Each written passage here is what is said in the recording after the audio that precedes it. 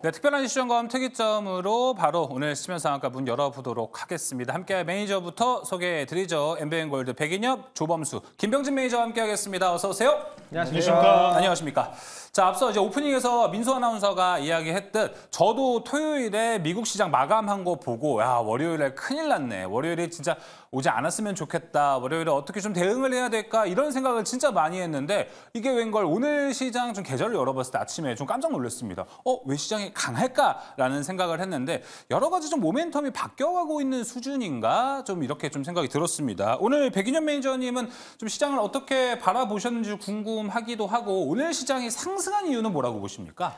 아무래도 이제 반도체 관련 종목들은 생각보다 좋지는 못했습니다. 네. 다만 이제 2차 전지랑 이제 바이오 쪽에서 올라오면서 전반적으로 시장 분위기가 좋아지는 모습을 보였고, 그리고 반도체 관련 종목들이 계속해서 조정을 받았을 때는 저 PBR 관련 종목들이 많이 반등을 하곤 했는데 최근 하락세를 지속하던 저 PBR 관련 종목들이 오늘 강하게 반등했습니다. 특히 5월 달에는 밸류 프로그램 관련해서 2차 세미나가 예정되어 있는 만큼 저 PBR 관련 종목들이 수급이 들어오고 있는 모습을 보였고, 앞으로 이제 25일 날 SK하이닉스가 반도체 실적 발표를 하게 되는데 아마 SK하이닉스가 실적 발표가 우리 눈높이에 미치지 못한다라고 했을 때는 저 PBR이나 뭐 2차 전지 바이오 관련 종목들이 한 번 더 치고 나갈 수 있을 것 같고, 만약에 이제 SK하이닉스가 실적이 더 잘 나온다라면 오늘 저 PBR이나 2차 전지 바이오로 옮겨갔던 수급이 다시 반도체로 조금씩 이동하지 않을까라는 생각도 한번 해봅니다. 알겠습니다. 자, 저 PBR 관련주들이 어떻게 보면 이제 1월 말부터 부각을 받아서 2월 중순, 2월 내내 좀 시장에서 강한 모습을 여러 번 보여줬습니다. 그때 생각해보면 시장이 전반적인 상승장으로 갔는데 오늘 많은 분들이 조원수 매니저님 궁금할 것 같아요. 반도체가 좀 떨어지고 저 PBR 그리고 2차 전지 다양한 섹터들이 이제 이때다 싶어서 올라가다 보니까 이 시장의 손이 좀 바뀌는 건가? 라고 걱정을 하시는 분들이 있을 것 같은데 조원수 매니저는 오늘 어떻게 보셨나요? 이게 항상 시장이 선행적으로 강하게 올라가는 쪽이 이제 대장주다라고 이야기를 하다시피 손바뀜이라는 게 당연하게 좀 빠르게 흘러나오고 있다고 좀 보시면 좋을 것 같아요. 오늘 장 중에 반도체들은 물론 개별주들 이제 이슈를 제외하고는 좋지 못한 모습을 보였고요. 다만 이 반도체들이 안 좋았었던 건 전일장 기준이죠. 전일장 기준 미국장의 엔비디아와 SMIC 이슈 때문에 그렇다는 거 모든 분들이 알고 계실 건데, 자, 그러다 보니까 모두가 오늘 아침장 시작하면서 오늘 어떡하나요? 라고 하셨는데 사실 근데 야간 선물 기준으로는 마이너스 0.2%밖에 안 빠졌었습니다. 참 재밌는 게 최근에 우리나라 시장이 약간 선행적으로 선반영된다라는 느낌을 좀 보여주듯이 생각보다 그렇게 하락세가 강하지 않았고요. 이게 제가 전일 전거래일 기준으로 단기적으로 지수물에 한해서는 단기 반등 가능성이 있다라는 포인트도 저희 이제 네이버 밴드 통해서 알려드렸었는데요. 이게 왜 그러냐면은 저희 시장 종합 한번 화면 좀 같이 보고 넘어가실게요. 네. 보시면은 최근에 제가 항상 선물 관련해가지고 말씀 전해드리는 게 위아래로 밴드를 열어 놓으셔야 됩니다 라고 항상 말씀드립니다. 이게 뭐냐면은 선물 누적치를 보고 가셔야 된다고 말씀드려요. 어제 기준으로 선물이 누적 기준으로 마이너스 4조 언더로 매도가 강하게 셀링이 나왔습니다. 제가 항상 말씀드리는 포인트가 최대 작년에서 올해까지 기준으로 누적 선물 기준 마이너스 4조가 최저치였고요. 최대 셀링이었고요. 위로는 3.5조까지 봤습니다 라고 말씀 전해드렸다시피 어느 정도 이 단기 이 선물향에 대한 트레이딩이라고 좀 보시면 좋을 것 같아요. 그래서 오늘 장 개장 초반과 동시에 PBR향이 강세보다는 선물향이 먼저 강세를 보였고요. 선물 이후로는 현물 시장 내에 시총 상위 형태의 PBR 종목들이 강세를 보였다라고 보시면 좋을 것 같습니다. 조금 이따가 시장 시황과 함께 좀 설명을 드릴 예정인데 그중에서도 자동차, 은행, 보험과 같은 종목들이 앞서서 우리가 고환율수혜주라고 말하는 종목들이 굉장히 많이 껴있거든요.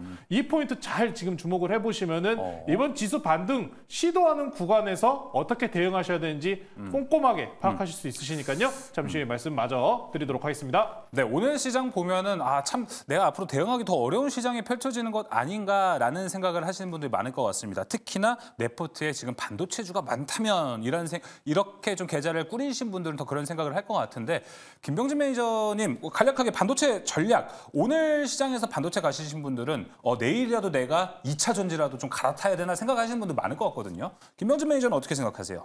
네, 반도체를 가지고 계신 분들이라면 전략을 그대로 유지하시는 게 좋지 않을까라고 생각이 들고요. 지금 단기적으로 너무 반도체 관련된 종목들이 많이 올라서 한 템포 또 쉬어가는 부분이고 또 금리 인하에 대한 기대감이 좀 미뤄진 부분이잖아요. 또 이번에 이제 4월 26일 날 미국의 개인 소비 지출을 앞두고 있기 때문에 아직까지는 좀 약간 숨고르기 흐름을 좀 보이는 부분이 없지 않아 있다. 다만 실적 부분 좀 좋아 좋아지고 있는 부분이기 때문에 반도체주를 가지고 있다고 하면은 뭐 그대로 그 전략 유지하셔도 큰 문제가 없다라고 생각이 들고요. 단기적으로 밸류업 프로그램 때문에 저는 오늘 증시가 좀 올랐다라고 생각이 들어요. 이 외국인들이 밸류업 관련된 종목들, 은행주, 보험주, 지주사 이런 것들 많이 사놨잖아요. 네. 근데 그거에 대한 그 발표가 6월이었는데 5월로 앞당긴다라는 소식이 나오니까 아무래도 시장이 좀 양호하지 않았나라고 생각이 되고, 전반적으로 오늘은 뭐 은행주라든가 그동안 안 갔던 뭐 소외된 종목들, 2차 전지 뭐 이런 종목들이 올라가면서 시장 전반적으로 좀 바닥을 좀 단단하게 다져줬다라고 보여집니다. 알겠습니다.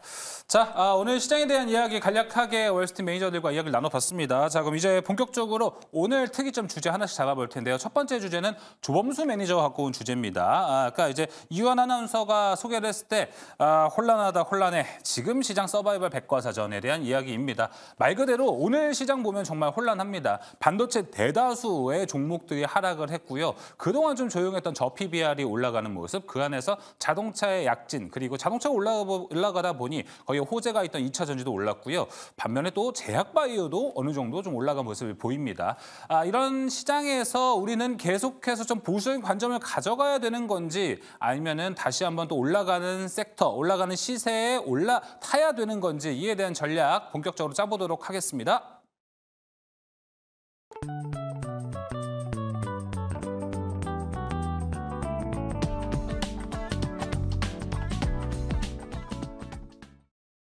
네, 이번에 아무래도 참 시장이 최근에 정말 어렵다고 느껴지실 것 같습니다.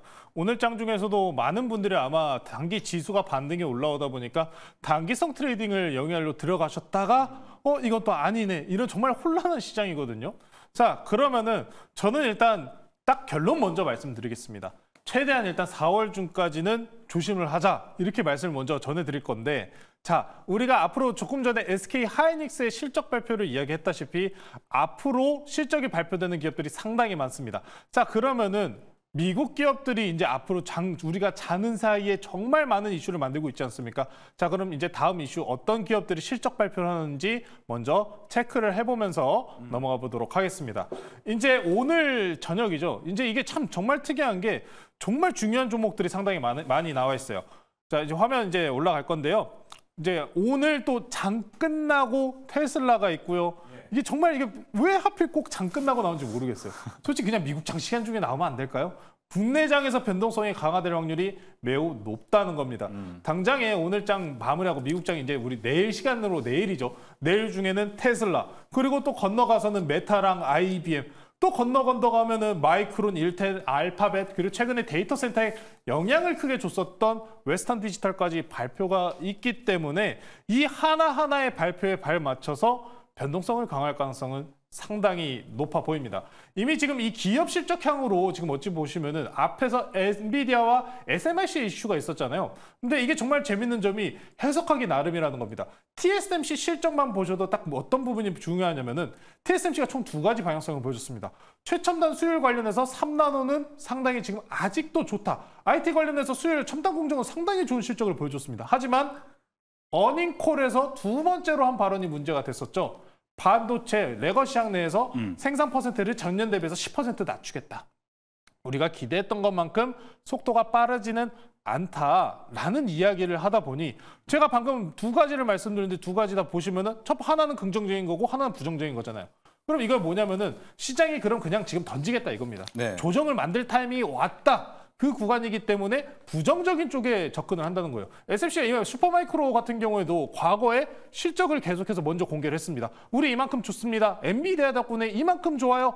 라는 이야기를 계속 해왔다 보니까, 아니 근데 이번에는 갑자기 왜 그걸 발표를 안 하죠? 라는 포인트 때문에 그렇게 된 거예요. 실제적으로는 아직 우리가 확인한 건 없는데, 우려감적인 부분이 존재했던 거는 사실이지만 이 정도로 매도가 나왔어야 했느냐라고 하면 그건 아니라는 겁니다. 다만 그러면은 제가 말씀드린 포인트가 이제 매도가 나오고 있다는 거고, 그럼 여기서 매도를 하는 주체는 누굴까요? 글로벌의 가장 큰 펀드 플로우를 보셔야 되는데, 펀드 플로우. 그렇죠. 제가 미국장과 관련된 포인트를 좀 자주 짚어드려요. 네. 이게 제가 지난번에도 말씀드렸잖아요. 미국이 기침하면 우리나라는 독감 걸리기 때문에 잘 추종을 해야 된다라고 말씀 전해드리다시피, 자, 그러면은 제가 이번에 항상 자주 보는 포지션인 CTA 펀드 관련된 자료를 한번 보여드리겠습니다. 이거는 각 시나리오별 흐름이요, 시나리오, 뭐 플랫 테이프, 업 테이프, 뭐 다운 테이프 이렇게 여러 가지 방향성이 있습니다.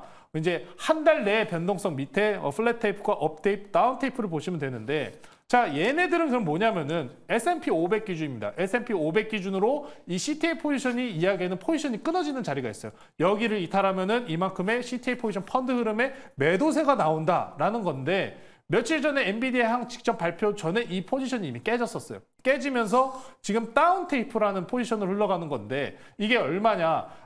미달러로 마이너스 181억 불입니다. 하나로 바꾸면 20조 원이 넘어요.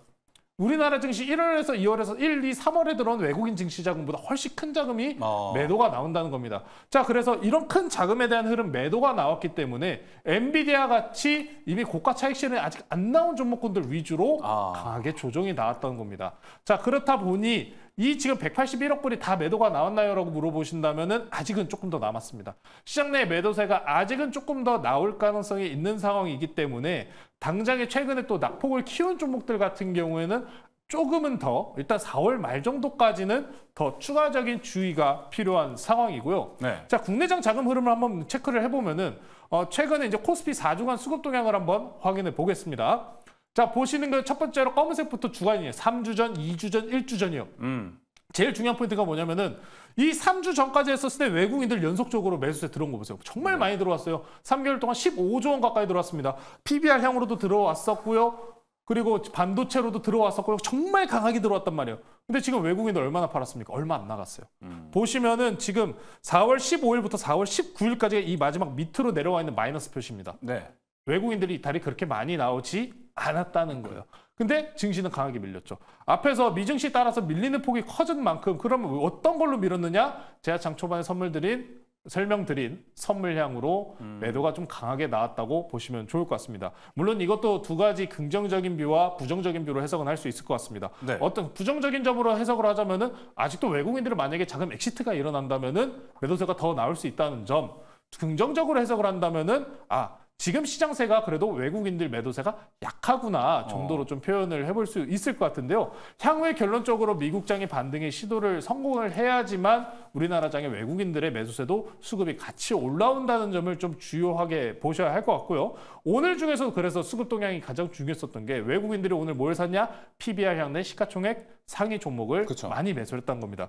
자, 그러면은 그 중에서 자동차, 은행, 보험 아니면 2차 전지, 바닥권에 있던 저평가 종목들이 상당히 많이 올랐습니다. 최근 내에서 조정을 많이 받았었던 종목들이죠. 특히나 은행주들 같은 경우에는 배당락 이후에 강한 하락세를 보이면서 또 총선 결과로 때문에라도 또 추가적인 하락이 나왔었는데 재밌는 점은 이 종목들이 외국인들 매수세가 강하게 들어왔었다는 겁니다. 자, 그러면은 이제 앞으로 이 종목들을 왜 더 추가적으로 좋게 봐야 하는지에 대한 부분을 좀 설명을 드릴 건데 그중에서도 저는 은행주가 가장 좋다고 보고 있습니다. 네. 자, 그러면 다음 자료 한번 보시면은 미국 장내 지금 흐름을 조금 봐야 돼요. 이게 뭐냐면은 지급준비 잔액이라고 해서 이제 미국 시장 내 유동성을 공급하는 흐름이다라고 보시면 될 것 같습니다. 지금 이제 차트가 굉장히 크게 뜨여져 있는데 지금 현재 3.3까지 떨어졌어요.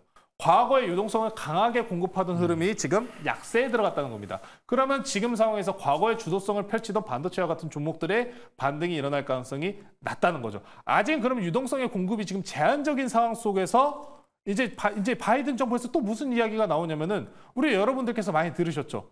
우크라이나, 이스라엘 그리고 계속해서 전쟁이 나고 있으니 미국에서는 지원을 해줘야 된다. 기사를 한번 다음 기사를 보시면은 벌써 이제 며칠 전에 미 하원에서 결정이 났어요. 950억 달러 우크라이나, 이스라엘, 대만 등 지원안을 처리한다. 이제 상원까지 넘어갈 겁니다. 상원에서는 과연 이걸 거절할까요? 거절을 안 할 가능성이 상당히 높아 보입니다.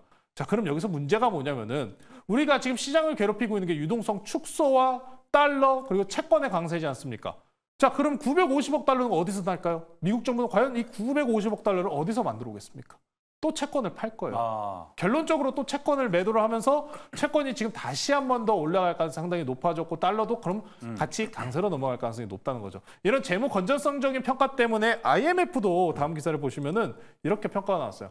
IMF 부총재 미국 높은 적자로 금리 상승, 강달러 압박에 들어선다. 그만큼 유동성이 제거되면서 채권이 단기적으로 일단 해당 이슈가 끝나는, 이제 전쟁 이슈가 아직 불확실성이 아직도 남아있는 상황이기 때문에 단기간 내에서는 아직도 불안 요소가 많이 산재 있는 상황이고 채권이나 강달러 기조가 조금 더 유지될 가능성이 높다는 겁니다. 네. 자, 그런 상황이기 때문에 주도주를 달리던 섹터를 주목하시기보다는 아하. 이해적으로 저평가 구간에서 채권 금리가 올라가면 수익 볼 수 있는 섹터들이 대체적으로 시가총액 상위 쪽에 많이 몰려 있다는 거죠. 과거에 PBR량으로 강력한 대세 상승을 이뤄갔었을 때 당시에도 강하게 올라갔었던 게 은행, 보험, 시가총액 상위 네. 종목들입니다. 그래서 그런 종목들이 오늘 9%, 5% 이상 강세를 보인 이유가 있고요. 아직 이 추세가 바로 또 꺾이고 다시 반도체로 변동할 가능성은 조금은 적게 보입니다. 물론 지수가 반등 나오면은 반도체들도 함께 반등할 가능성이 높아요. 오늘 장 막판에 SK하이닉스나 삼성전자 같은 경우에도 지수양 내 반등을 꾀하면서 강하게 반등이 올라왔기 때문에 네. 가능성은 있습니다.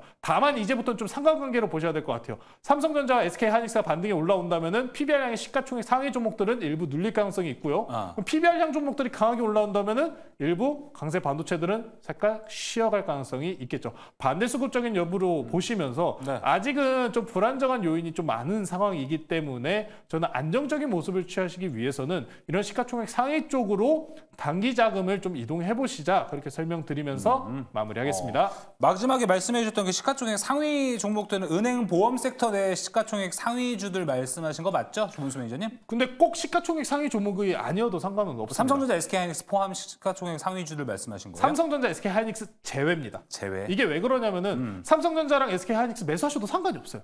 근데 지금 중요한 포인트가 뭐냐면은 많은 투자자분들께서 지금 현금 보유 비중이 그렇게 많지가 않으십니다. 그렇죠. 원래 우리가 항상 이야기하는 게 내려왔으니까 쌉니다. 더 사세요.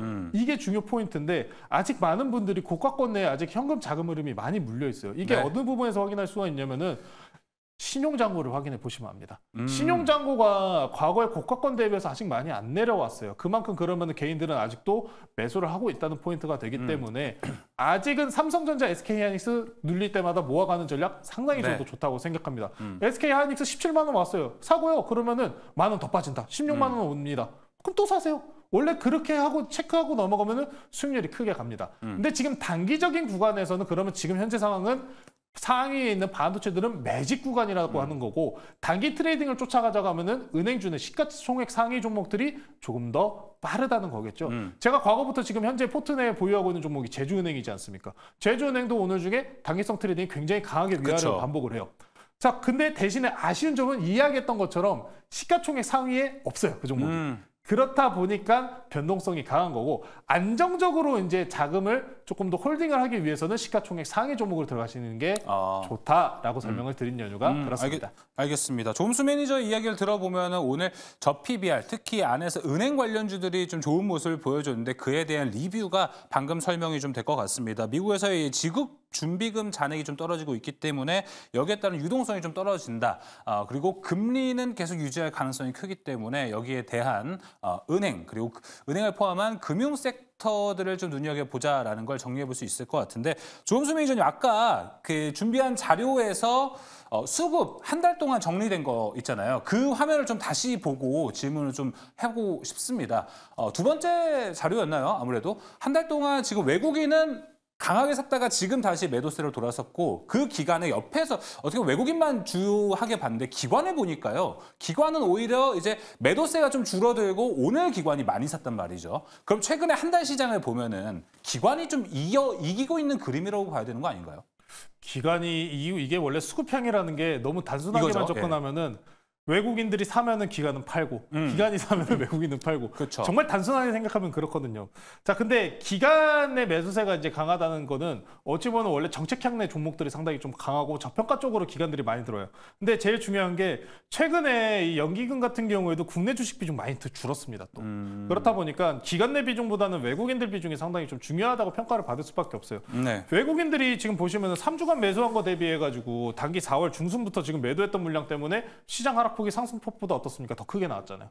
그만큼 사실 이제 외국인들이 아직도 그래도 괜찮게 본다는 거예요. 외국인들 매수세가 들어온 섹터 하면은 조금 전에 우리가 얘기했듯이 다 한쪽으로 그냥 결부되지 않습니까? 뭐예요? 반도체랑 전기 관련해가지고 전력 관련 쪽밖에 없는 거예요. 그럼 이 종목들이 눌렸으면은 지난 시장에서 저가권 평가 내에서 금요일장이었을 거예요. 금요일장에서 이스라엘과 이란 전쟁과 관련돼서 끝났었을 때 반응이 어찌 보면은 대형주들, 특히나 저기 위에 올라가 있는 뭐 HD 현대일렉트릭이라든지 SK 하이닉스 대장주들 위주로 바닥권에서 밑꼬리 발고 바로 올라왔었거든요. 네. 그런 걸 보시면은 외국인들 매수가 강한 쪽이 결론적으로 시장 내에서 가장 중요한 수급이라고 좀 평가를 해야 될 것 같고요. 네. 물론 기간도 같이 들어오면은 네, 2배로 좋다. 하죠. 그렇게 설명드리겠습니다. 알겠습니다.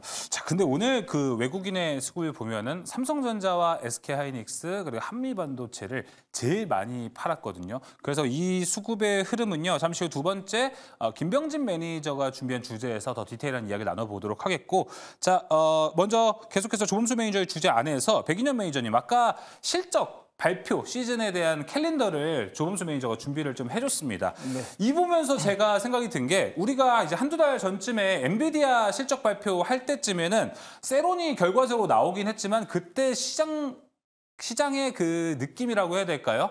모든 투자자가 좀 기대하는 분위기였거든요. 엔비디아 실적 발표한다 하면서 한 일주일 내내 반도체 AI 잘 올라가는 모습이었고 실적 발표 이후부터 세론 현상이 조금씩 나오기 시작했는데 지금 실적 발표를 앞두고 있는데 좀 우리가 느끼는 감정이 다른 것 같아요. 지금 아까 조범수 매니저가 준비한 자료도 딱딱 보면은 이렇게 많은 기업들이 실적 발표를 하는데 엔비디아 한 달 전 발표와 다르게 지금 좀 버거운데? 라는 이런 심리가 좀 있거든요.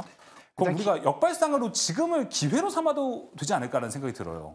개인적으로 이제 반도체 쪽에서는 이제 SK 하이닉스 실적을 봐야 된다라고 제가 말씀을 드렸는데 애널리스트들이 SK 하이닉스 실적 추정치가 올해 1분기 영업이익이 한 2조 7천억 원 정도 추정을 하고 있더라고요. 그리고 2분기 같은 경우에는 한 4조 원대, 그리고 3분기는 한 6조 원대 영업이익을 추정하고 있던데 전반적으로 우리가 이제 SK 하이닉스의 실적을 추정할 때 삼성전자 예를 들면 좋을 것 같습니다. 삼성전자 같은 경우에는 지난번 이제 1분기 잠정 실적을 발표할 때 시장 기대치보다 훨씬 더 좋은 실적을 보였거든요. 그 이유가 낸드 쪽에서 SSD 품귀 현상 때문에 그쪽에서 가격이 상승하게 되면서 전반적으로 실적이 좋았다라고 보시면 될 것 같은데 그 1분기 실적이 그 1분기에 이제 3월달 중순 이후부터 이제 SSD 품귀 현상이 나타나기 시작했는데 2분기에는 그게 더 심화될 거라고 저는 보고 있어요. 뭐 데이터 센터라든지 서버 쪽에 들어가는 SSD 품귀 현상이 더 심화될 거라고 보고 있기 때문에 기본적으로 이제 메모리 반도체 업황, 뭐 D램이나 낸드 시장이 같이 올해 2분기에도 한 가격이 한 20% 이상 성장한다라고 하죠. 그렇게 될 경우에는 SK 하이닉스 1분기 실적도 우리가 한번 기대해 봐도 되지 않을까라고 생각을 하고 있습니다. 혹시 이제 우리 기대치보다 적게 나오더라도 큰 방향성만 같다라면 단기적인 조정은 있을 뿐 그 기회가 조정이 오히려 기회라고 저는 보고 있습니다. 네, 알겠습니다. 자, 그러면 좀 이에 대한 이야기 이제 디테일하게 나눠봐야겠죠. 바로 김병진 매니저가 준비한 두 번째 특이점으로 좀 넘어가 보도록 하겠습니다. 엔비디아 너무하죠. 간밤에 엔비디아의 10% 급락세를 보고 와, 이거 반도체 AI의 주도 흐름은 끝난 거 아니야? 라고 걱정하시는 분도 많을 것 같습니다. 오늘 국내 시장까지 그 영향이 좀 있었는데요. 앞서 이야기했던 수급의 흐름은 지금 어떻게 해석을 해야 되는지 아까 말씀드렸다시피 외국인이 오늘 삼성전자, SK하이닉스, 한미반도체 그리고 뭐 리노공업 등을 대량으로 매도를 했는데 그걸 또 그대로 담아간 게 오늘 기관의 매수세였습니다. 현재 반도체는 어떤 구간에 있는지 해결책에 대한 얘기 김병진 매니저와 함께 이야기 나눠보도록 하겠습니다.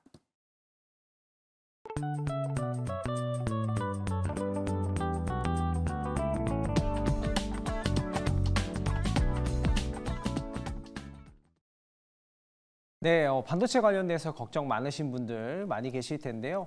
저는 결과론적으로 좀 속도 조절이 나오고 있다라고 좀 보여지고요. 앞으로 단기적으로 봤을 때 우리가 넘어야 될 산들이 있습니다. 특히나 좀 근래에 4월 달에 남아있는 근원 이제 개인 소비자 지출, 미국의 개인 소비자 지출이 4월 26일 날 또 앞두고 있고요. 4월 30일부터는 미국의 FOMC 금리 결정이 있죠. 또 여기에서도 금리를 인하하지 않고 동결할 것이다. 뭐 이런 이제 전망치가 있기 때문에 좀 단기적으로 좀 넘어야 될 산이 좀 있다라는 부분이 지금 시장에서 약간의 이제 부담감으로 작용을 하고 있습니다. 그러나 우리가 이런 것들에서 한번 생각을 해봐야 돼요. 실적이 좀 좋아지고 있고 이런 부분은 또 확실한 부분이기 때문에 지난 코스피가 2,400 1월 달이죠. 2,400 중반까지 조정을 받았을 때 반도체 관련주들 그때도 똑같이 마찬가지로 안 좋다. 너무 안 좋다라는 얘기들이 많이 나왔어요. 물론 조정이 좀 깊었던 부분도 있었습니다. 그런데 결과론적으로 지금 다시 다 회복을 했죠. 그런 부분이기 때문에 지금은 약간의 이제 속도 조절하는 부분이고 실적이 좀 좋아지고 있고 뭐 그런 부분은 또 어느 정도 부분이고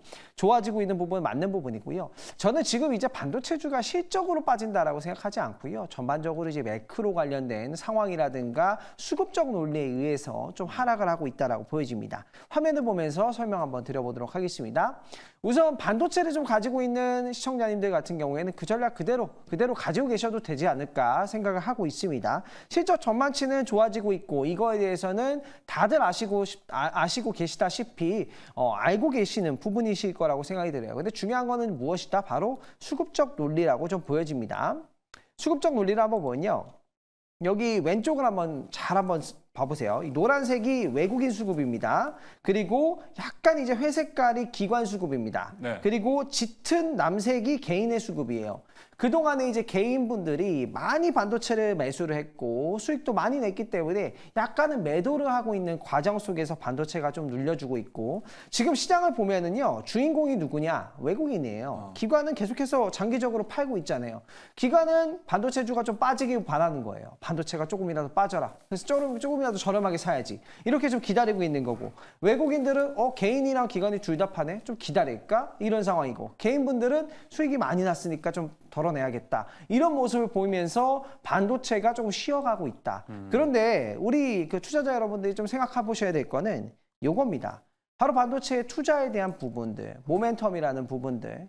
오늘 또 인도 시장 관련돼서도 일론 머스크 CEO가 인도를 이제 또 방한을 했는데 인도 시장만 AI가 열리더라도 지금보다 훨씬 더 커질 수 있고 삼성전자 60도 투자, TSMC 투자, 하이닉스 투자, 아마존, 메타 모두가 아직 투자를 집행하지 않았어요. 좀 천천히 또 집행을 하겠지만 이 부분들이 천천히 하나씩 실행이 된다면 점진적으로 좀 좋아질 것이다. 그래서 단기적으로 봤을 때는 주가가 좀 눌리고 있고 단기적으로 은행주라든가 이런 종목들이 가는 게 어느 정도 저는 타당하다라고 봐요. 왜냐하면 5월 달에 이제 또 그 FOMC 앞두고 금리를 동결할 가능성이 너무나도 높고 거의 동결할 거기 때문에 그래서 단기적으로 그러한 종목들 좀 넣어놓고 그리고 개인 소비 지출이 또 이제 4월 26일 날 미국 현지 시간으로 발표를 하면 뭐 화장품주라든가 소매 판매 관련된 종목들 그런 기업들도 이제 좀 움직일 수가 있다라는 말이죠. 그런 부분 종목들 단기적으로 좀 집중하고 좀 중기적으로 봤을 때 반도체 관련된 종목들 실적 좋아지고 있으니까 이거 좀 저렴해졌네 하면 이 종목 좀 매수를 하고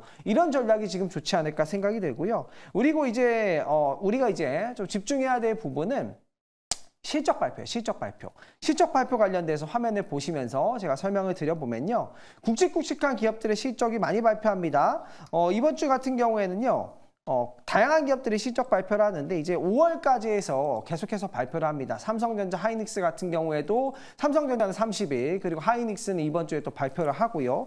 그리고 또 다음 주가 되면은 에코프로 같은 기업들, 2차전지 기업들 5월이 넘어가면은 2차전지 기업들도 실적 발표를 하기 때문에 이런 업종별로 실적이 어떻게 될 건지에 따라서 지금 오늘 2차전지주들 좀 움직여줬잖아요. 5월 달에 실적 발표할 때 어떻게 움직일지를 우리가 좀 예상하고 미리미리 단기 트레이딩으로 할 건가 스윙 트레이딩을 할 건가 이런 것들이 좀 잘 선정을 하셔가지고 보시는 게 좋고 반도체 관련된 업종은 단기적으로 조금 눌림이 좀 있었지만 좀 스윙적으로 봤을 때는 점진적으로 좋아지고 있는 업종이고 투자가 또 집행이 될 부분이기 때문에 다만 우리가 좀 걱정해야 될 건 금리에 대한 부분 기대감이 좀 후퇴를 했기 때문에 단기적으로 그와 관련된 종목들이 좀 주가가 움직이고 있는 부분 이 부분에 포커스를 맞춰서 단기 트레이딩과 스윙 트레이딩을 좀 병행하시면 좀 탄탄한 포트폴리오로 갈 수 있지 않을까 생각합니다.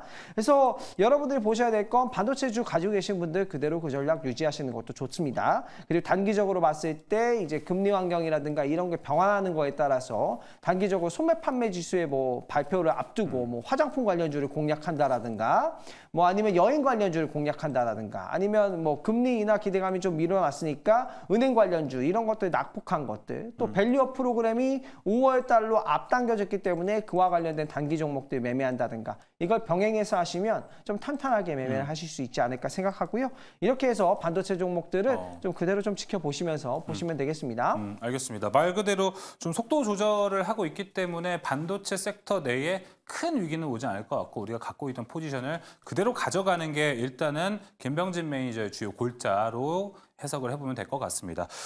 그렇다면은 이에 대해서는 조범수 매니저는 좀 어떻게 생각을 하는지도 궁금합니다. 반도체 지금 포지션을 좀 그대로 갖고 가는 게 괜찮은가요? 아니면 어떤 좀 전략상 수정이 필요한 게 좀 있는 건가요? 이게 좀 복잡합니다. 사실 이제 반도체 관련해서도 그냥 반도체라고 하면 반도체 한 섹터로 그냥 쭉 모든 시장이 똑같으면 좋겠는데 이 속내가 상당히 복잡해요. 이게 왜 그러냐면은 앞에서 이제 김병진 매니저님께서 이제 또 자료 보여주신 대로 각 이제 기업들의 투자에 관련된 포인트가 있잖아요. 네. 자, 그럼 그 투자 포인트는 정말 놀랍게도 한쪽에 쏠려 있습니다. AI예요. 근데 AI에 쏠려 있고 AI 덕분에 모든 게 좋아진다가 지금 원래 앞에서 시장이 기대해왔던 평가인데 그렇죠. TSMC에서 한마디에서 이제 박살이 난 거예요. 우리가 기대했던 속도는 AI 덕분에 와 낸드 값도 올라가고 DRAM 가격도 인상이 들어간다고 하니까 그걸 얼마나 더 많이 필요한 거냐에 대한 기대감이 엄청나게 꽉 차 있었던 건데 실제로 낸드 가동률도 그래서 90%까지 올라왔다고 합니다. 아, 예. 하지만 그럼에도 불구하고 쉽지는 않다는 거죠. 레거시 시장 내 회복이 안 일어난다는 거예요. 제가 항상 이 디램 자료들, 이 반도체 관련해서 자료들을 보실 때 디램 익스체인지도 물론 있지만 이 경기 기업적인 측면과 실생활 소비적인 측면이 달라요. 이게 우리나라 특히나 SK 하이닉스나 삼성전자의 메모리 사업만 한번 띄어서 이야기를 하자고요. 자, 굉장히 나쁘지 않습니다. 뭐가? 프리미엄이요. 프리미엄이라고 한다면은 기업형, B2B 이 기업 형태만 나쁘지 않다는 겁니다. 그러면은 우리 여러분들께서 소비하는 실생활과 연관되는 소비 구간은 어떨까요? 아직도 안 좋다는 거예요. 그걸 어디서 확인할 수 있냐면은 인터넷에서 그냥 DDR5 메모리 가격을 한번 검색을 해보세요. 신제품입니다. 아니면 최근에 나오고 있는 SSD 제품을 검색을 해보세요. 가격 변동이 얼마나 있나? 얼마 없습니다. 그러니까 프리미엄 구조로만 지금 상당히 기형적으로 올라가고 있는 시장이에요. 그래서 생산량이 제가 항상 말씀드리는 게 반도체 시장 전반적으로 아무것도 걱정할 필요 없이 모든 거 다 올라가는 시장 오려면은 삼성전자랑 SK 하이닉스에서 감산 이야기가 나와 감산 축소나 감산 중지 이야기가 나와야 된다. 증산. 예. 네, 그 얘기를 항상 말씀드린 연유가 그렇습니다. 하지만 삼성전자랑 SK 하이닉스에서는 계속해서 프리미엄 구조만 고집을 하고 있다는 게 상당히 아쉬운 포인트인 거죠. 그러다 네. 보니까 우리 여러분들께서 반도체 주도주라고 생각하시는 종목들 대부분은 한번 뜯어보면은 HBM 연관 쪽이에요. 저도 이 HBM 연관 종목들은 만약에 이렇게 더 낙폭이 깊게 나온다면은 담아도 된다고 생각합니다. 왜? 제가 방금 말씀드린 포인트가 뭡니까? 반도체 긍정과 부정을 그쵸. 말씀드렸어요. 긍정은 뭐다? 프리미엄입니다. 부정은 레거시입니다. 이거는 부정까지는 아니에요. 사실 부정도 아니에요. 그쵸. 좋아지고 있는 구간인데 근데 기대치에 대비해서 느리다. 기 때문에 기대치에 부합할 때의 경우에는 부정이죠. 그렇기 네. 때문에 지금과 같은 조정폭을 만들어가는 구간이니 속도 조절 구간이다라고 생각하시면서 이 조정폭이 끝날 때 프리미엄 구조로 돈을 버는 기업들을 추종을 하셔야 됩니다. 예를 들어서 제가 그러면 이렇게 나열을 한번 해드릴게요. 엔비디아 있고 삼성전자, SK 하이닉스, 그 TSMC, 뭐 우시 뭐 이런 게 여러 개가 있어요. 그럼 그 중에서 지금 가장 돈을 많이 벌고 있는 기업은 어딜까요? 엔비디아입니다. 그렇죠. 왜? 결론적으로 모든 TSMC도 삼성전자도 SK 하이닉스도 전반적으로 엔비디아 제품 생산을 위해서 부품 공급사일 뿐이에요. 엔비디아가 대장이기 때문입니다. 그런 대장주가 밀렸으니 밀리는 거는 당연치 않은 사실이고요. 그렇다 보니 이런 엔비디아 연관성이 높게 빠르게 공급을 하고 있는 SK 하이닉스 그리고 앞으로 HBM3E에 대해서 투자 기대감이 있는 삼성전자 향 내에서만 반도체들은 계속해서 추정하시면은 그래도 이 안 좋은 시장 속에서도 그래도 좋은 수익률 한번 기대해 볼 수 있지 않을까 그렇게 말씀 전해드리겠습니다. 알겠습니다. 쉽게 좀 구분을 해보자면 AI 반도체, 그러니까 반도체라는 큰 섹터 안에서 반을 나눠보고요. 하나는 이제 AI 프리미엄이 묻어있는 현재 시장에서 주도주 역할을 하고 있는 반도체 기업들, 나머지는 레거시라고 좀 정리를 해보면 좋을 것 같은데 현재는 계속해서 AI 프리미엄을 갖고 있는 반도체 기업들만 올라가고 있다. 그리고 여기에 더 기회가 있을 수 있다. 조정이 나온다면 찬스를 잡아보자라고 이야기했는데 백인현 매니저님은 그 찬스를 지금 이렇게 반도체 AI 프리미엄이 묻어있는 AI 반도체주들이 좀 조용하게 내려가고 있을 때 지금이라도 하나하나씩 빨리 담아가는 게 낫나요? 아니면 지금은 좀 위험한 시기라고 보시나요? 저는 이제 개인적으로 아까 전에도 말씀드렸지만 이번 주 후반까지는 반도체 관련 종목들이 조정을 받을 수도 있다라고 보고 있어요. 그래서 이제 뭐 반도체, 뭐 2차 전지랑 오늘 바이오 관련 종목들이 올랐지만 2차 전지랑 바이오 관련 종목들이 뭐 좋아서 올랐다기보다는 워낙 많이 빠져있기 때문에 반도체의 대체 테마로 많은 투자자들이 선택을 했다라는 거거든요. 지금 이제 반도체 같은 경우에는 저는 여전히 좋게 보고 있어요. 좋게 보고 있지만 단기적인 조정은 나올 수 있다. 제가 이제 좋게 보는 이유 몇 가지만 간단하게 설명을 드리자면 사실 이제 지난 2020 코로나 이후에 이제 2021년, 2022년 대비 2023년도에 뭐 그래픽 카드라든지 전반적인 컴퓨터 부품 쪽 많이 빠졌습니다. 하지만 올해 1월 달이랑 비교해 봤을 때는 올해 1월 달이랑 비교했을 때 지금 현재 4월 달이랑 비교해 봤을 때는 지금 현재 4월 달이 뭐 SSD 가격도 많이 올랐고요. 그래픽 카드 그리고 CPU 그리고 D램 가격도 모두 올랐습니다. 많이 네. 올랐기 때문에 전반적으로 수요가 살아나고 있다고 보시면 돼요. 그리고 지난번에 2020년도에 코로나 때문에 많은 분들이 집안에서 생활을 했을 때 그때 TV도 많이 바꿨고요. 컴퓨터도 많이 바꿨었는데 보통 이제 컴퓨터랑 TV 교체 주기가 한 4년에서 5년 정도 됩니다. 그래서 본격적으로 올해부터 스마트폰이라든지 TV, 컴퓨터 교체 수요가 늘어나고 있다고 보시면 되고 특히 이제 스마트폰 같은 경우에는 지난해 4분기부터 판매량이 늘어나고 있는 게 우리 데이터로 찍히고 있기 때문에 지금 스마트폰의 판매량이 늘어나는 것은 인공지능이 탑재됐기 때문이거든요. 이제 PC에도 인공지능이 탑재되게 되면 교체 주기와 맞물려 가지고 온디바이스 AI 때문에 더욱더 많이 늘어나게 된다. 그래서 저는 개인적으로는 반도체 같은 경우에는 사이클이 생각보다 이번 사이클은 굉장히 길 거라고 보고 있어요. 근데 이제 지금 조정받는 것은 그 기간에 나타나는 약간의 조정이다라고 저는 보고 있습니다. 알겠습니다. 좀 AI 반도체가 이끌어갈 사이클 자체는 길기니까 오히려 마음을 급하게 먹기보다는 좀 여유 있게 시장을 보는 것도 좀 중요할 것 같습니다. 김병준 매니저님, 그러면은 반도체 안에서 지금 괜찮게 보는 종목이라든지 섹터 있는지도 궁금하고요. 오늘 시장 보니까 YIK는 죽지 않습니다. 또 이렇게 올라가는 종목이 있다 보니까 여기는 또 이렇게 죽지 않고 올라가는 종목에 타는 것도 좋은 전략이 되는지도 궁금하네요. 죽지 않고 올라가는 종목은 뭐 정확하게 뭐 차트 대응하면서 또 수급이 좋은 종목이 또 YIK였고 메모리 테스터 관련돼서 투자 포인트가 명확하잖아요. YIK가 뭐 또 삼성전자가 지분을 가지고 있고 네. 삼성이 투자를 한다라고 하니까 당연히 뭐 YIK가 움직일 수밖에 없는 부분이어서 주가가 좀 움직인 거고요. 또 제가 이제 저번 방송에서도 YIK 그 상담 전화가 왔을 때 상담했던 종목을 기억하는데 뭐 이런 종목들은 수급 차트를 보면서 수급 보면서 그대로 좀 매매를 해보시면 좋을 것 같고. 반도체 관련돼서 이제 그 외의 종목들은 좀 주가가 눌렸을 때 매매를 할 수 있을 만한 종목들을 옥석 가리기 좀 잘 해두시고 뭐 HBM 관련된 종목들도 여전히 좋다라고 하는데 지금 이제 앞서서 이제 조범수 매니저님이 얘기해 주셨던 것처럼 모든 반도체 종목들이 다 갈 거라고 생각하면 안 돼요. 그래서 정확하게 좀 옥석 가리기를 해서 실적 호전주에 저는 오히려 좀 포커스를 맞춰가지고 이 종목 실적이 좀 잘 나오겠다 하는데 주가가 가대낙폭한다면 뭐 그런 것들은 정말 매력적이다라고 보여지고 실적이 뭐 아직 여전히 뭐 큰 의미가 없네 이런 종목들은 미동이 크게 없을 수가 있어요. 그런 종목들은 좀 천천히 지켜보시는 게 좋지 않을까 이렇게 전망드리도록 하겠습니다. 확실히 아까 이야기했던 그 AI가 묻어있는 반도체냐 아니냐 이 두 가지를 좀 갈라보는 게 시장에서는 반도체를 투자할 때 좋은 전략으로 좀 작용하지 않을까 싶습니다. 자, 그럼 오늘 시장에 대한 이야기 그리고 반도체에 대한 전략 이야기가 좀 나눠봤습니다. 이제 백인현 매니저의 세 번째 특이점을 통해서 또 다른 전략 이야기 나눠보도록 하겠습니다. 자, 유커와 화장품주 5월을 맞아서 좀 하트 시그널을 받을 수 있을지에 대한 이야기인데요. 확실히 화장품 쪽은 한 2달 동안 조용히 잘 올라가는 섹터였습니다. 이 안에서 지금 수출이 좋다고 하는데 어떤 전략을 좀 가져가야 되는지 백인현 매니저 통해서 특이점 확인해 보도록 하겠습니다. 네, 이제 5월 중순쯤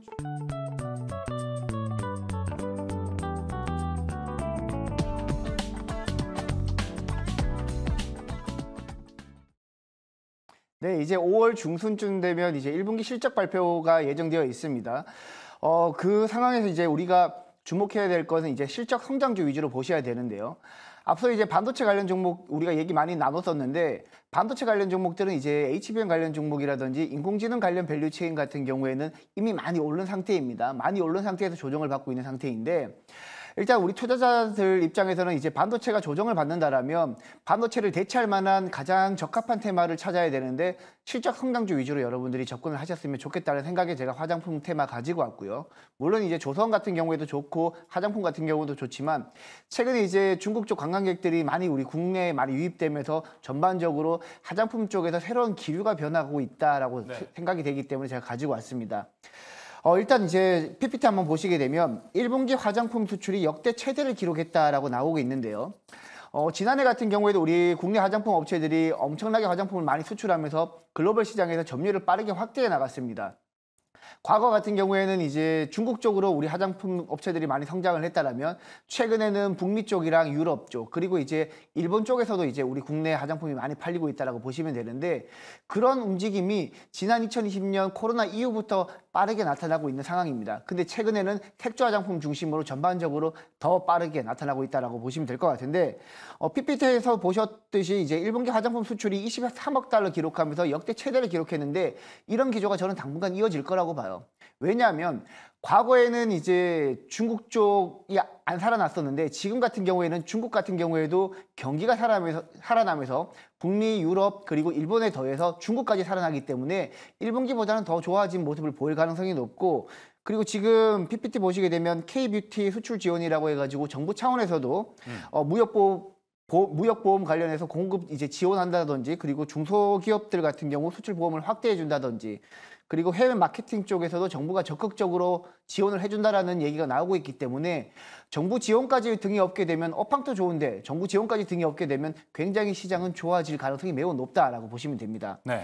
다음 페이지도 한번 보시게 되면 글로벌 시장에서 이제 화장품 점유율이 가장 큰 시장 같은 경우에는 미국이 가장 크고요. 그쵸. 중국이 중국이 2위였었는데 중국 같은 경우에는 코로나 이후에 규모가 많이 줄었었습니다. 그리고 3위 국가가 일본인데 일본이 우리나라가 최근에 엄청나게 진출을 하고 있습니다. 맞아요. 과거 같은 경우에는 일본 내에서 이제 화장품 점유율 1등하고 있는 국가가 바로 프랑스 제품이었습니다. 근데 지난해부터 우리 국내 화장품 업체들이 프랑스 업체의 점유율을 제치고 우리 국내 화장품 업체들이 일본 시장 내에서 점유율 1위를 차지하고 있고 그게 지금 현재 올해 1분기까지도 쭉 이어져 오고 있는 상태이기 때문에 전반적으로 이제 K뷰티 트렌드가 일본 쪽에서는 굉장히 확고히 자리 잡았다라고 보시면 될 것 같고 제가 이제 4번 칸에는 국내 화장품 ODM 현황이라고 제가 적어놨었는데 네.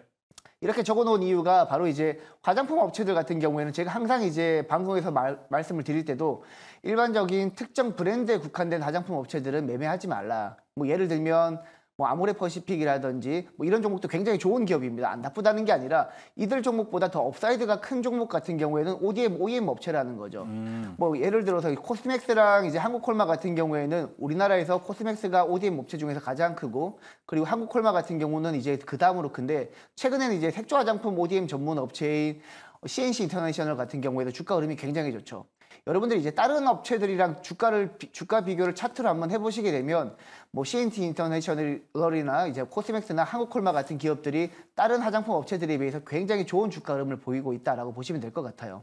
그리고 이제 최근까지 이제 여러분들이 이제 화장품 업체들 같은 경우에는 투자 포인트가 중국 쪽 매출 비중이 없는 종목들이 상대적으로 많이 올랐었습니다. 맞아요. 그 부분이 제일 궁금합니다. 네, 예를 들면 이제 실리콘2 같은 경우에는 중국 매출 비중이 하나도 없거든요. 네. 그럼에도 불구하고 북미나 유럽 쪽에서 많이 성장하면서 실리콘2는 주가가 굉장히 많이 올랐습니다. 근데 최근에는 제가 트렌드가 조금 바뀌고 있다는 걸 설명드리고 싶은 겁니다. 지금 이제 중국 쪽 경기가 살아나면서 중국 쪽 화장품 업체들이 많이 올라오고 있는데요. 과거 같은 경우에는 중국 소비자들 같은 경우 한국 화장품이라고 하면은 엄청나게 막 사재기를 했습니다. 하지만 최근 같은 경우에는 중국 로컬 브랜드를 많이 사용하고 있는 추세거든요. 그러면 우리 투자자 입장에서는 한국 화장품뿐만 아니라 중국 로컬 브랜드 업체 쪽으로도 밸류체인이 엮여있는 기업들 위주로 보셔야 되는데 바로 한국콜마나 코스맥스 같은 기업이 바로 그런 기업이라고 보시면 될 것 같아요. 네. 중국 쪽 로컬 화장품 업체들에게도 ODM을 제공하고 있기 때문에 특히 코스맥스 같은 경우에는 중국 쪽 로컬 브랜드 업체들의 시장이 살아나면서 전반적으로 중국 화장품 시장이 살아나게 되면 가장 큰 수혜를 받을 수 있다고 보시면 됩니다. 네. 과거에는 실리콘2가 많이 올랐다면 이제는 중국 쪽 밸류체인에 엮여있는 코스맥스는 한국콜마 위주로 여러분들이 한번 보셨으면 한다라는 관점에서 가지고 왔습니다. 알겠습니다. 중국 쪽 밸류체인 강조를 많이 해줬습니다. 코스맥스를 이야기를 해줬는데 백인현 매니저님, 우리가 중국과 관련해서 화장품 그리고 중국과 관련된 유통 섹터들 항상 이야기를 나누면서 항상 들었던 거는 이번엔 중국을 한번 믿어볼까 해서 믿어봐서 투자를 했어요. 근데 역시나 중국 쪽 지표는 잘 나온 게 거의 없었습니다. 네. 그럼에도 불구하고 이번에는 믿어보자 이겁니까? 네, 이번에 믿어봐도 될 것 같습니다. 사실 이제 또 속냐 이런 건 아니죠? 한 1, 2년 속았습니다. 그쵸. 1, 2년 속았지만 지금은 약간 기류가 조금씩 바뀌고 있다라고 저는 보고 있어요. 최근에 이제 부동산 이슈 같은 경우에도 여전히 중국 쪽 내관으로 작용하고 있지만 부동산 이슈도 어느 정도 시장에서 약간 이제 식상한 악재로 이제 받아들여지고 있는 모습을 보이고 있고, 그리고 이제 중국 같은 경우에는 계속해서 이제 유동성 정책을 펴고 있기 때문에 우리 예를 들어서 이제 우리 같은 경우에는 코로나 이후에 계속해서 기준금리를 인상하면서 유동성을 많이 걷어들였는데 일본이랑 중국은 그렇지 않았단 말이죠. 네. 특히 중국 같은 경우에도 경기를 살려야 되는 입장이다 보니까 전반적으로 지금 현재 정부 차원에서 굉장히 많이 지원을 하고 있습니다. 일단 부동산 이슈만 해결된다라면 개인 소비자들 같은 경우에도 뭐 전체 자산에서 부동산 비중이 워낙 크기 때문에 부동산 비중만 해결된다라면 소비가 가파르게 살아날 가능성이 높고, 실제 이제 중국 같은 경우에는 스마트폰 판매량이 굉장히 많이 늘어나고 있고, 그리고 전기차 판매량도 최근엔 주춤하고 있지만 전기차 판매량도 많이 늘어났거든요. 그렇기 때문에 소비는 확실히 살아나고 있다. 그런 측면에서 봤을 때 화장품 쪽에서도 충분히 살아나고 있다라고 보시면 될 것 같습니다. 하긴 중국이 좀 살아나는 데에 우리가 건다면 상승할 업사이드 여력은 훨씬 더 크기 때문에 매력은 확실히 있을 것 같습니다. 자, 그렇다면 조범수 매니저, 김명진 매니저는 이 화장품 섹터를 두고 중국향, 비중국향 나눠본다면 어디에 좀 투표를 할지가 궁금합니다. 먼저 조범수 매니저는 어디가 지금 낫다고 보세요? 당연히 북미죠. 북미, 이게 당연히 비중국향? 비중국향이라고 말씀드릴 수밖에 없는 이유가 최근에 우리나라에서도 그 물류 관련주들이 이것 때문에 올라갔잖아요. 네. 알리익스프레스, 테무. 거기서 올라오는 게 뭐였어요? 저가 공세였지 않습니까? 화장품도 마찬가지예요. 물론 우리나라 분들이 당연히 우리나라 화장품이 최고입니다. 저도 최근에 그 니들샷을 사용한 걸 진짜 직접 옆에서 봤는데 니들샷? 네, 효과가 좋더라고요. 니들샷이 뭐예요? 니들샷 모르십니까? 몰라요. 뭐예요? 되게 당황스럽네요. 니들샷? 그러니까 뭐 모르시는구나. 바늘로 찌르는 건가요? 맞아요. 그 이제 다이소에서 엄청 싼데 효과도 좋다고 해가지고 이게 바늘로 찌르는 요겁니다. 효과가 저도 이제 사다 가지고 봤는데 저 말고 이제 옆에 저 여자친구가 네. 했는데. 근데 조범수 매니저 지금 화면 보니까 피부도 좋은데요.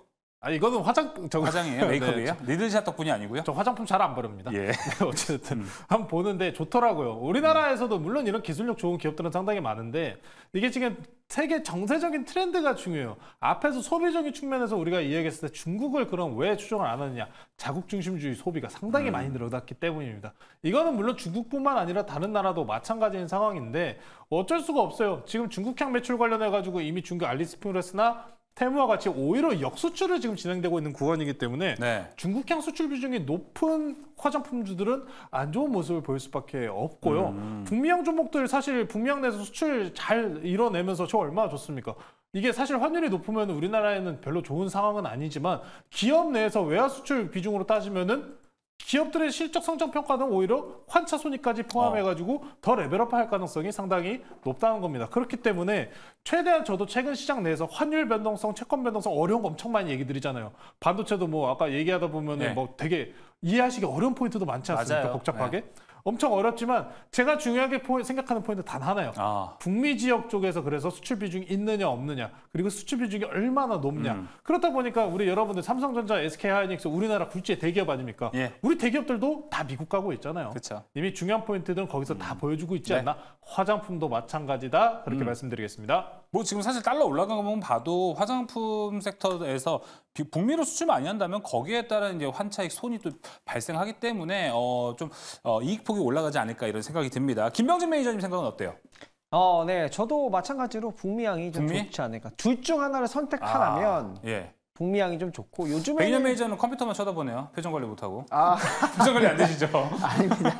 근데 요즘에는 화장품 관련 종목들이 그 전 세계로 다 매출 비중이 나눠져 있어요. 그래서 좀 둘 중에 하나만 선택하라고 한다면 아무래도 이제 요즘에 또 북미 수출이 잘 되고 있으니까 당연히 뭐 북미를 또 쳐다보게 된 거고 네. 환율 효과도 있으니까 그렇게 좀 얘기를 한 거고 요즘에 국내 화장품 관련된 기업들 전 세계로 수출 잘 나가고 있습니다. 네, 다 좋다라고 좀 보시면 될 것 같습니다. 알겠습니다. 근데 화장품 보면은 화장품 없던 기업이 중국만 팔아야 되나요? 중국도 팔고 미국도 파는 기업들 많지 않을까요?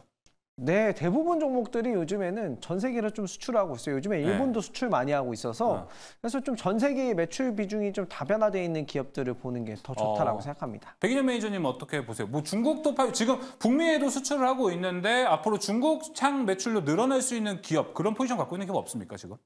네, 코스맥스 아까 말씀드렸던 게 코스맥스가 바로 그래요? 그런 기업이라고 보시면 됩니다. 우리나라 업체들이 이제 북미 쪽이나 일본 쪽에 화장품 수출할 때 일단 ODM, OEM을 주게 되면 이제 코스맥스 같은 기업들이 직접적인 수혜를 받기 때문에 뭐 제가 이제 아까 말씀드렸던 게 약간 오해가 있었던 것 같은데 중국 쪽으로만 판매 비중이 높은 기업을 말하는 게 아니라 전반적으로 우리 국내 화장품 같은 경우에는 중국 쪽이 살아나기 전에 북미, 유럽, 일본 쪽으로 이미 살아나기 시작을 했습니다. 근데 이제 중국까지 살아나기 시작한다라면 북미, 유럽, 일본 쪽에서 실적이 굉장히 좋은 기업들 중에서 중국 쪽 모멘텀도 수혜를 받을 수 있는 그런 종목 쪽으로 제가 이제 여러분들이 눈여겨보셨으면 좋겠다라고 말씀을 드린 거였습니다. 알겠습니다. 코스맥스는 뭐 이제 글로벌하게 전반적으로 전 세계적으로 다 매출을 커버하고 있는 기업인 것도 잘 기억을 해보시면 좋을 것 같습니다.